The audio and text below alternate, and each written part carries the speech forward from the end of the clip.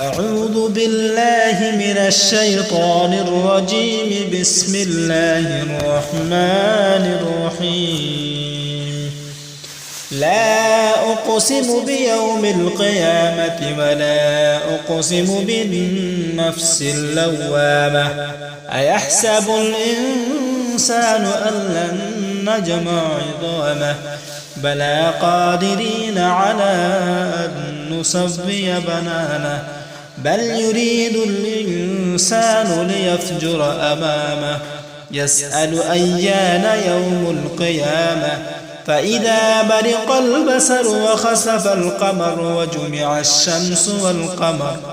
يقول الإنسان يومئذ أين المفر كلا لا وزر إلى ربك يومئذ المستقر ينبأ الإنسان يومئذ بما قدم وأخر بل الإنسان على نفسه بصيرا ولو ألقى معاذيره لا تحرك به لسانك لتعجل به إن علينا جمعه وقرآنه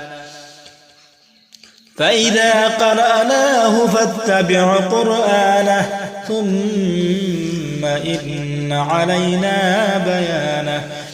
كلا بل تحبون العاجلة وتذرون الآخرة وجوه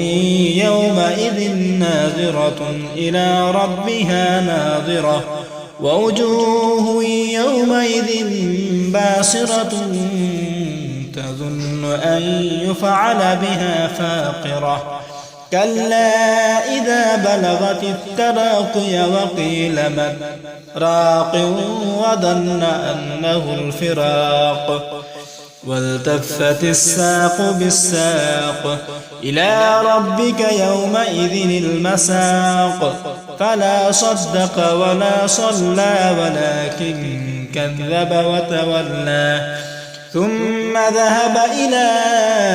أهله يتمطى أولى لك فأولى ثم أولى لك فأولى أيحسب الإنسان أن يترك سدى ألم يك نطفة من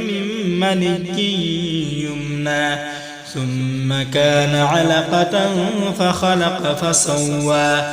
فجعل منه الزوجين الذكر والأنثى أليس ذلك بقادر على أن يحيي الموتى